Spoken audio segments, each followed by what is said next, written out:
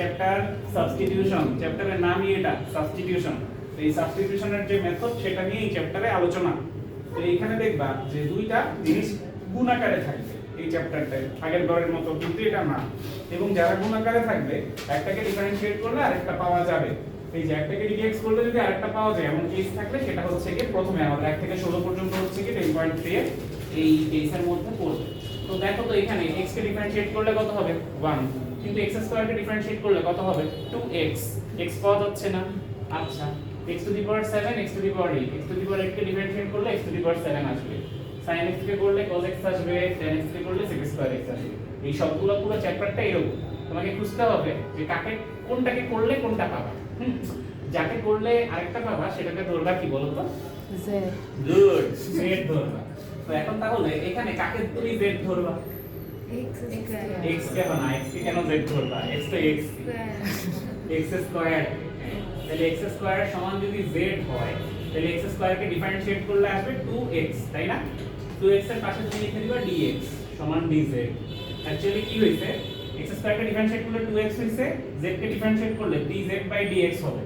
কিন্তু এই dx কে এই পাশে পাঠিয়ে দিব। ইন ফিউচারে সব অঙ্ক এরকম হবে। তো এখন এই যে এই জিনিসটা যে আছে এটাকে কি বলা যায়? e to the power x square into x dx বলা যায়।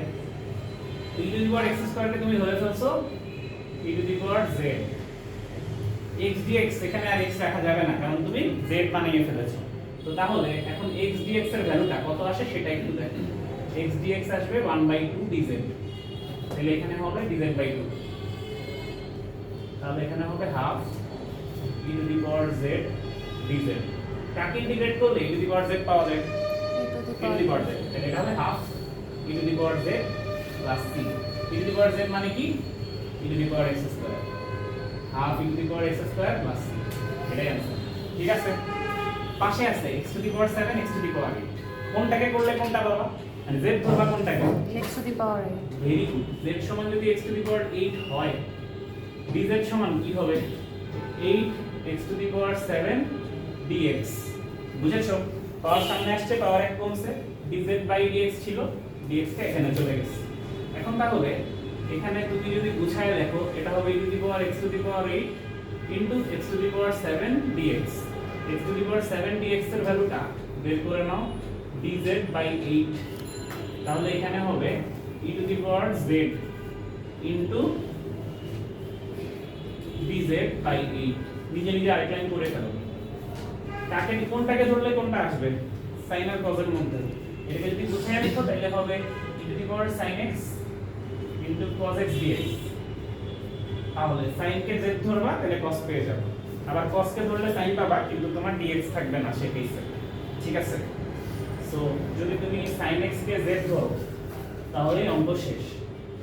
sin x কে যদি z ধরি তাহলে আমাদের জিনিসটা হয়ে গেছে e to the power z। এখন এইটা আনতে হবে, sin x কে ডিফারেনশিয়েট করলে হবে cos x dx সমান হবে dz।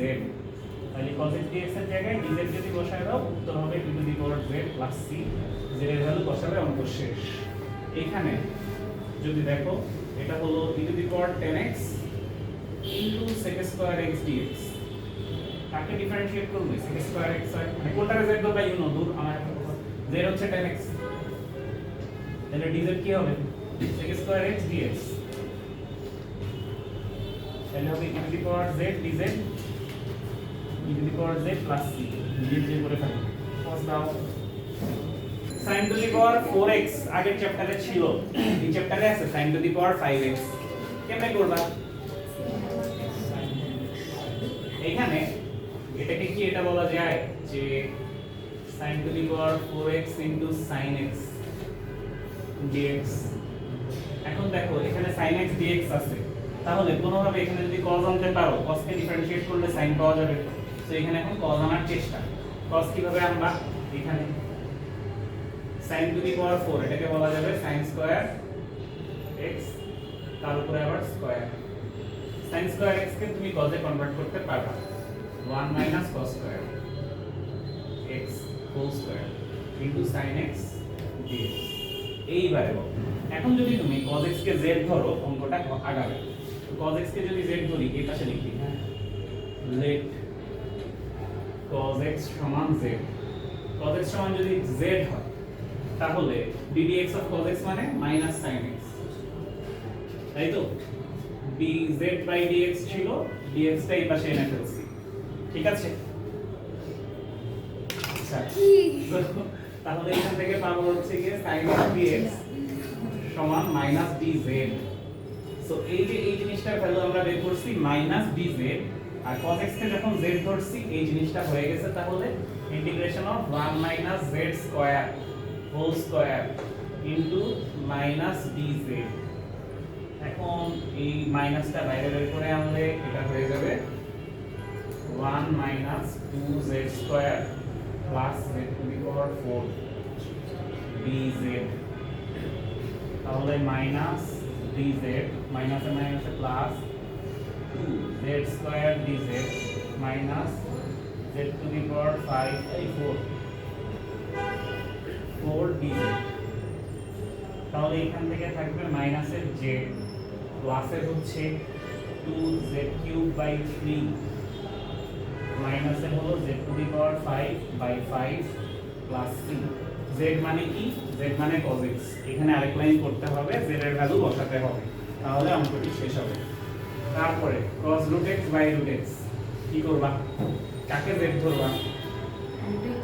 root x কে যদি z ধরি, dx তো লিখি বলেছি, dx আছে একটা, হ্যাঁ, যদি তুমি লেখ root x সমান z, তাহলে 1/2 root x সমান dz বাই dx, dx টা এই পাশে নিয়ে আসি, এটা হবে।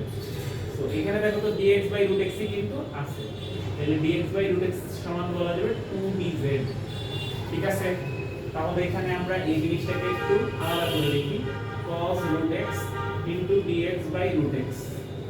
এখন cos root x এর জায়গায় বসবে হলো cos z, integration of cos z, আর dx by root x এর জায়গায় বসবে 2 dz। 2 যদি বাইরে বের করে আমি, তাহলে হয়ে যাবে cos z dz। এই জায়গাটায় খেয়াল রাখবা, এখানে তুমি ধরো cos z বসাই দিছো, এখানে dx by কিছু থাকবে, এরকম করলে অঙ্ক কেটে দিবে। যদি যে লাইনে তুমি z এ কনভার্ট করবা সেই লাইনে আর কোনো x থাকবে না, সবাই z হয়ে যাবে, এই দিকটাই খেয়াল রেখো। তো এখন কাকে ইন্টিগ্রেট cos z, এটাকে ইন্টিগ্রেট করলে কি হবে? sin z, তাহলে এটা হবে 2 sin z plus c। 2 sin z plus c মানে হলো 2 sin root x plus c। এরপর একটা ভালো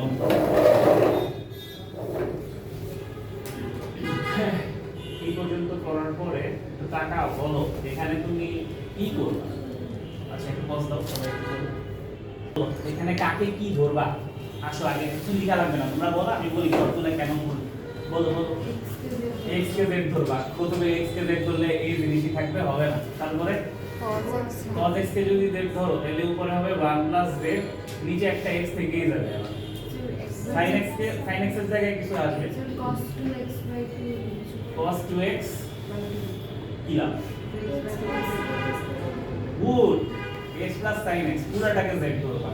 দেখো তো যদি তুমি x plus sin x কে z ধরো তাহলে কি হয়? x plus sin x সমান z।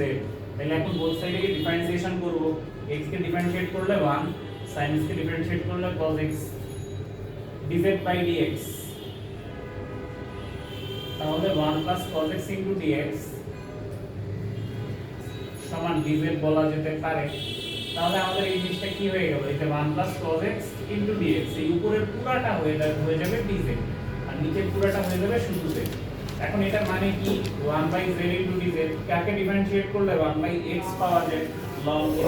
এটা উত্তর হলো ln z। মডুলাস দিতে হয় আবার এখানে, কেমন দেখো। এখন z মানে কি? z মানে তো z না, z মানে x plus sin x plus c। So এই চ্যাপ্টারগুলো করার টাইম অনেক খেয়াল রাখতে হয় যে কোনটায় কি হবে না হবে, নয়তো কিন্তু বোঝা যাবে না।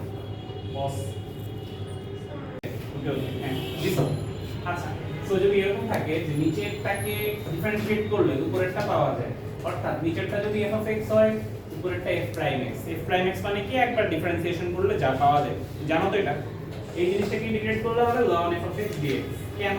কারণ এই যে এখানে দেখো 1 by x dx আছে, এই 1 by x কে ইন্টিগ্রেট করলে হবে ln x, তাই না? দেখো তো এই x কে ডিফারেন্সিয়েট করলে 1 হয় না, জিনিসটা ওরকমই, ঠিক আছে? সো তাহলে হচ্ছে গিয়ে এই জিনিসটা এখন আমরা যদি করতে যাই, এটা কিন্তু এমসিকিউ তে খুবই গুরুত্বপূর্ণ। তুমি যদি আগে থেকে না জেনে থাকো বা এটা ক্যাচ করতে না পারো, তাহলে এটা তোমার প্রচুর টাইম কিল করবে। আর যদি ক্যাচ করে ফেলো, এটা কয়েক সেকেন্ডের অঙ্ক। দ্যাটস ওয়াই এটা এমসিকিউ তে একটা পারফেক্ট জায়গা এই জিনিসটা। তো দেখো e to the power x যোগ e to the power -x আছে। এখানে e to the power x K differentiate করলে কি হয়? e to the power x, e to the power -x K differentiate করলে কি হয়? -e to the power x। তার মানে এটা কি পুরোপুরি এই ফরম্যাটে কেটে যাচ্ছে? কেটে যায়। এমসিকিউ তে আসলে সবার আগে এটা চেক করবে, এরকম বড় বড় কিছু দেখবে।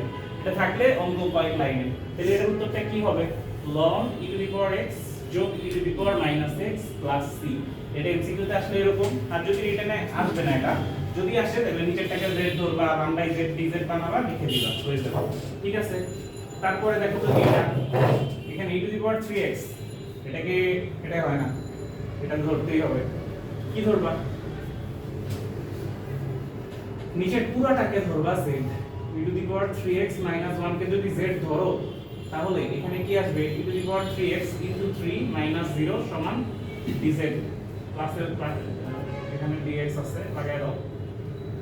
তাহলে 3 e to the power 3x dx সমান dz, dx সমান e to the power 3x dx সমান dz বাই 3। তাহলে এখন আমরা এইখানে যেটা পাচ্ছি সেটা হলো e to the power 3x dx divided by e to the power 3x - 1।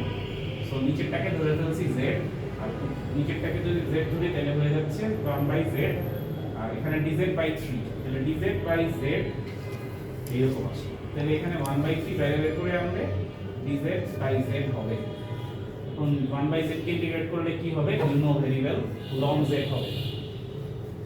তারপরে এইটা একটু করবা।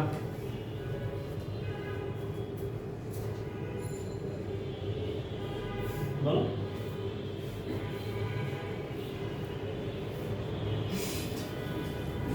একটু বলো। এটা যদি করতে চাই, দেখো যে কোনটাকে z ধরবা, এটা একটা কনফিউজিং কোশ্চেন। সো যদি তুমি e to the power 3x নিচ থেকে কমন নাও, তাহলে জিনিসটা কি হয়? e to the power 3x যদি কমন নেই, তাহলে না, এটা ধরে না করি, আমরা এটাকে z ধরেই ফেলি। e to the power 3x K z ধরি। কেন? কারণ উপরে e to the power 3x dx আছে।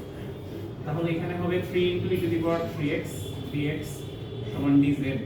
তাহলে e to the power 3x dx সমান dz বাই 3 হবে। সো এখানে ভ্যালু বসাই দেই। তাহলে এখানে হবে dz by 3 divided by z to the power -1 যোগ z। তাহলে 1/3 dz নিচে হবে 1/z প্লাস z।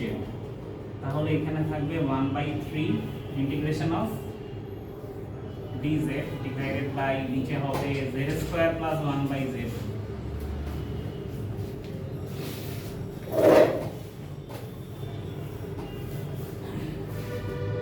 তাহলে 1/3z dz divided by z² plus 1। হ্যাঁ, শেষ। এখন চাইলে এটাকে আরেকবার কিউ নিউ এসব ধরে করতে পারো। আর যদি ভালোভাবে খেয়াল করো, দেখো তো z² কে ডিফারেন্সিয়েট করলে কি হয়? 2z। এখানে একটা 2 দিয়ে দাও, এখানে একটা 2 দিয়ে দাও। 1 কে ডিফারেন্সিয়েট করলে কত হয়? 0। তাহলে এটা কি ওই ফরম্যাটটা এসে গেছে না?